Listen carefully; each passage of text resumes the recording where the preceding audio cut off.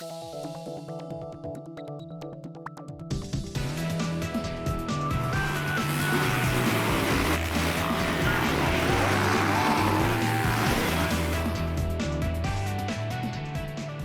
been wondering recently, is the real reason why Steve McQueen made that iconic jump in the film The Great Escape because Transport for London were involved in introducing charges for the tunnel that they were digging?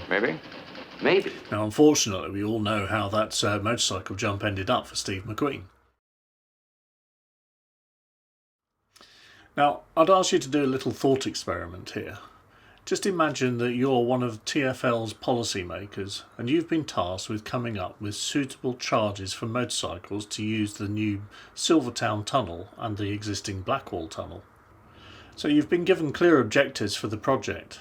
Firstly, it's to improve the performance of the road network. Secondly, it's to support economic and population growth.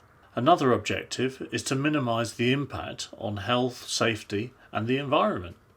And of course, most importantly of all, a key objective is to manage congestion.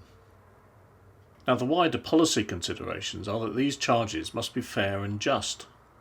So it needs to be consistent with the policy that the Mayor has already got in place for transport, and obviously the existing congestion charging zone is a policy that you need to align with. It's got to make sense, hasn't it? Be consistent. Now ask yourself, would you have come up with this set of charges? I know that when I asked myself that question, the answer was most definitely no. Absolutely not.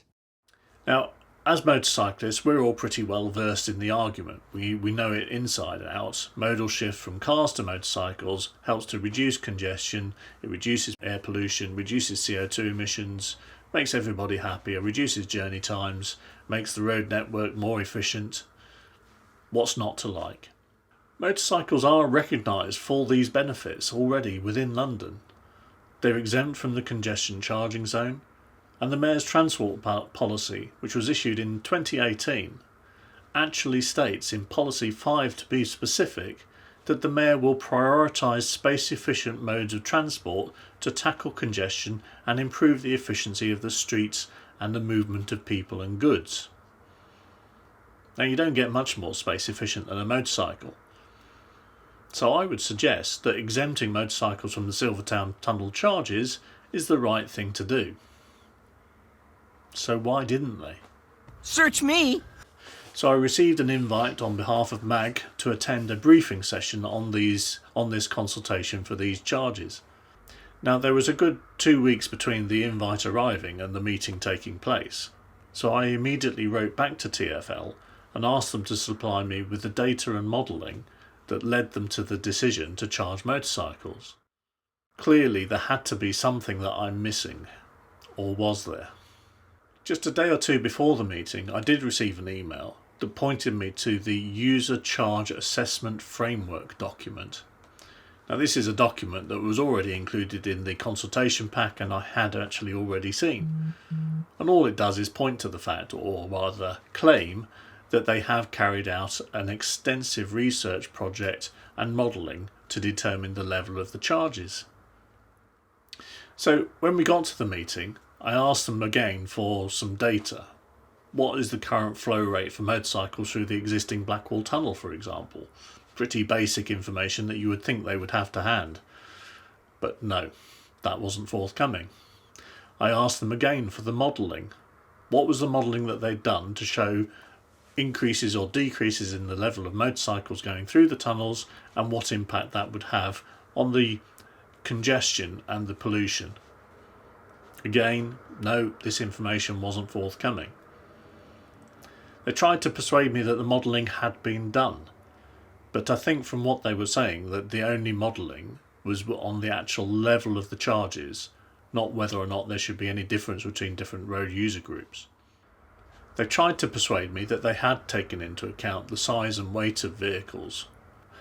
To prove this, they pointed to the fact that HGVs get charged more than cars. But they weren't able to explain why cars and motorcycles are charged at the same rate, when clearly they do not have the same impact. So they made further promises that this information would be forwarded to me, I told them that I did need to see it in enough time that I would be able to analyse the information that they'd got and the data and decisions they were making before I needed to submit my full written response to the consultation. But I'm not going to be holding my breath. To be honest, the meeting, as I was probably expecting, wasn't a great deal of use. We weren't in a position to tell them anything different. All the information that we are putting forward for our position on this consultation is quite straightforward. We've said it to them many times before. We're not telling them anything new. And certainly they weren't telling me anything new. They weren't providing me with any evidence or justification for the charges that they decided to introduce. There was only really one piece of new information that did come out from this meeting, and to be fair, that was not a good piece of information. Now, you may or may not be aware, but the Silvertown Tunnel, the new Silvertown Tunnel, will be including a dedicated bus lane. But yes, it came out in this meeting, and you might well be able to guess at this point, that no, motorcycles are not going to be allowed to use that bus lane. You're kidding, right? Now this is ridiculous. Transport for London's stated policy on motorcycle access to bus lanes is that all the boroughs in London should follow TfL's lead and allow motorcycles to use their bus lanes. And so why are they introducing a new bus lane in a highly congested area that they're not going to allow motorcycles into? Their excuse is that they're doing it for safety reasons. What are the safety reasons, we asked? No, they didn't have those reasons to hand. They will ask their colleagues for some information on this subject and get back to us. We can circle back. Yeah, we'll circle back.